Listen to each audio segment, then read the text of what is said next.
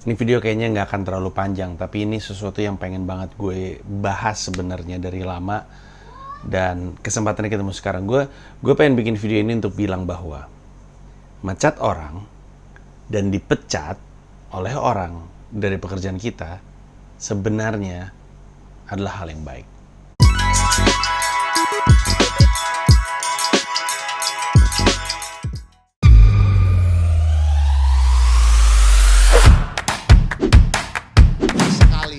Ngajak partisipasi aja.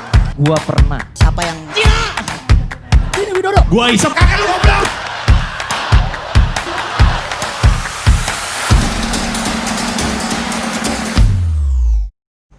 Tentu ini terdengar counterintuitif ya, masa dipecat tuh gimana sih, orang gue kehilangan penghasilan. Tapi gue mau ngasih tau bahwa dipecat atau mencat orang tuh selalu hal yang baik untuk kedua belah pihak. Dan di Indonesia itu tidak terasa seperti itu. Bahkan kadang-kadang mencat orang tuh sesuatu yang berat banget, kayak aduh susah banget, lu gimana ya, aduh ngomongnya gimana ya, aduh gue deg-degan, gak enak gitu. Dan ini sesuatu yang gue pahami karena gue juga seperti itu dulu. Gue dari mungkin tahun 2000 berapa nih, 2004 mungkin, 2003, 2004 kayaknya. Dari 2004 tuh gue udah gue waktu itu udah menjabat jadi acting program director di sebuah radio di Hard Rock FM Bandung. Acting program director tuh bukan program director beneran. Program director gue itu berhenti, gue masih asisten program director. Terus udah gitu belum waktu untuk jadi program director, masih dalam proses. Kayak PLT gubernur gitu kan. Nah kayak gitu tuh. Tapi pada masa itu di umur yang relatif muda, mungkin 25 mungkin 26, gue udah memimpin tim yang isinya belasan, dari penyiar, reporter, produser, music director, production, di bawah gue. Jadi dulu pun gue udah mesti mencat orang, dan zaman itu pun gue mencat orang juga nggak enak gitu. Rasanya nggak enak, ngomongnya bingung, deg-degan gitu. Gue yang mau mencat nih orang, karena nih orang sebenarnya kerjanya nggak bener, kenapa gue yang deg-degan ya gitu. Tapi cara pandang gue terhadap mencat seseorang tuh berubah dan bertumbuh terus. Karena waktu itu gue masih muda dan gue nggak ngerti cara memimpin, sementara tanggung jawabnya gede ya. Hard Rock FM adalah brand yang besar, dan Hard Rock FM Bandung juga radio yang penting. Gue jadinya beli banyak buku, belajar banyak caranya memimpin. Salah satu buku yang kemudian mengubah cara pandang gue adalah buku yang judulnya Great Employees Only. Bukunya udah lama nih, mungkin masih ada tapi gue ragu sih. Great Employees Only. Bukunya tebal, tapi inti dari buku itu adalah bahwa kalau kita nyaman dengan karyawan biasa-biasa aja, itu berarti kita nyaman dengan output perusahaan yang biasa-biasa aja. Kalau lu pengen output perusahaannya luar biasa, maka karyawannya harus luar biasa. Nggak ada tempat untuk karyawan biasa-biasa aja. Makanya bukunya itu Great Employees Only. Pertanyaannya adalah seberapa besar keinginan lu untuk membuat hasil akhir atau produk keluaran dari perusahaan lu ini atau dari tim lu ini luar biasa. Kalau emang lu pengen luar biasa, ya berarti hanya orang-orang luar biasa yang boleh berada di tim itu. Itu cara pandang yang sederhana, bahkan mungkin terkesan simplifikasi ya. Tapi sesungguhnya itu benar. Berangkat dari pemahaman itu, gue mulai ada kebutuhan untuk ngelepas orang yang gue rasa nggak pas gitu. Terus gue mulai baca buku Jack Welch, judulnya Leadership. Mana ya? Buku gue tuh nyebar nggak jelas sih.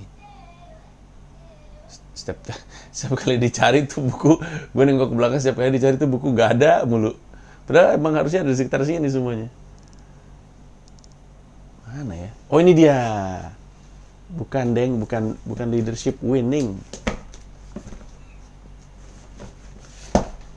Tuh. Ini bukunya. Jack Welch itu berapa kali dijuluki sebagai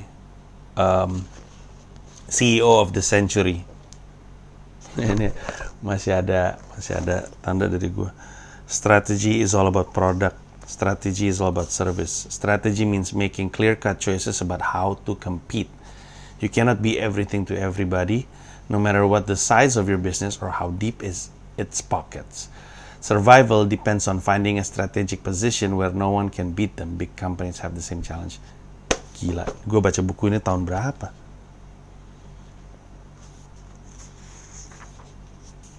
Tahun berapa? Kado nih dari temen gue, tapi kok nggak ada tahunnya ya. Tapi intinya, gue baru aja ngomongin ini hari ini di kantor gue. Gue baru ngomongin apa yang barusan gue baca di kantor gue. Ini dia salah satu buku yang gue baca zaman dulu, Leadership When the Heat is On. Nih. Ini buku yang gue beli zaman tahun 2000 berapa tuh? Tahun 2004, buku 24 poin penting seputar manajemen berkinerja tinggi. Kocak Menji. Masih nyimpen aja buku-buku zaman dulu. Kembali ke pembicaraan gue.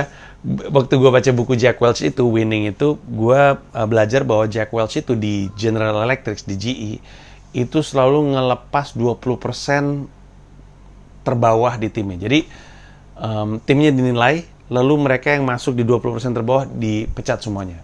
Ada salah, nggak bikin salah, dilepas.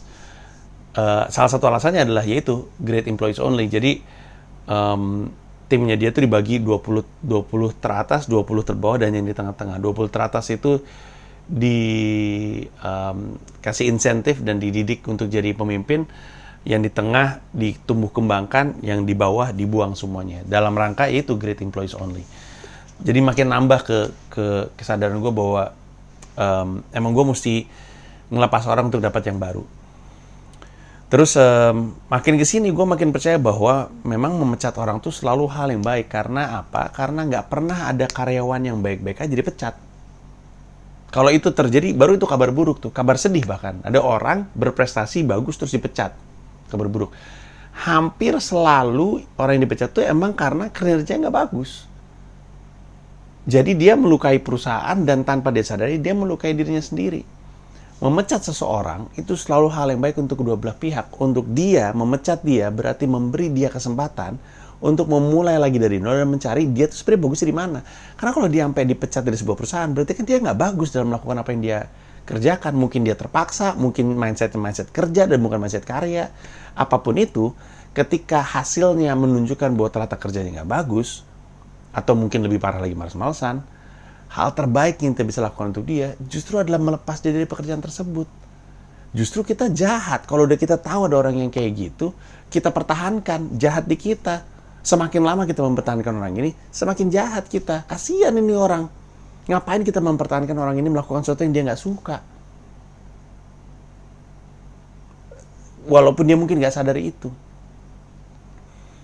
Memecat dia, membantu dia untuk punya ruang untuk memulai lagi dari nol dan mencari dia bagusnya di mana. Di kita, memecat dia, memberi ruang untuk ngisi orang yang lebih baik lagi daripada pekerjaan kita terhambat gara-gara orang ini. Ngapain orang ini kita paksa untuk melakukan atau menghabiskan usia produktifnya melakukan hal yang dia nggak sukai? Buat apa?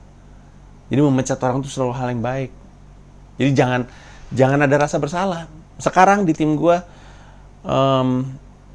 banyak orang dipecat, dilepas, banyak orang berganti dengan cepat di kantor gue. Selalu hal yang baik gitu. Ada karyawan yang baru juga masuk berapa lama, tiba-tiba udah pengen berhenti aja gitu. Di kantor gue, ya gimana sih ini orang nih. Di kita, lah kalau misalkan dia baru sebulan 2 bulan udah pengen berhenti, ya berarti dia nggak suka, ya bagus lah. Ngapain kita pertahankan? Ya tapi kan kita kan udah ngajarin dia. Ya ngajarin lagi orang yang lain. Kalau berantakan rapihin lagi semua itu. Nggak ribet kalau nggak dibikin ribet gitu. Jadi, dan ditambah lagi Gary Vaynerchuk itu waktu itu pernah bilang personally ya, itu rekrutmen itu selalu ngeraba. Nggak ada orang di dunia ini yang rabaannya akurat 100%, nggak ada. Ngerekrut itu pasti nebak. Justru mecat itu ya nggak pakai nebak. Mecat itu justru karena kejelasan. Jadi ngerekrut orang ya kita interview, kita ngeraba, tapi rabaan kita belum tentu benar, belum tentu salah. Tapi ya ketika kita udah tahu dan kita udah bisa menilai ini orang cocok, ini orang nggak cocok, kita bisa tentukan Terutama ketika kita tahu dia nggak cocok, kerja nggak bagus, udah pecat secepatnya gitu. Nggak perlu nggak enak juga, karena pecat ada hal yang baik gitu. Kita bisa bilang sama dia, nggak cocok bro, atau nggak cocok mbak, kelihatannya daripada gue paksa lu ada di sini dan ternyata lu nggak optimal ngerjainnya, mending gue lepas aja biar lu bisa punya waktu lagi untuk nyari lagi dari nol lu sebenarnya bagusnya di mana.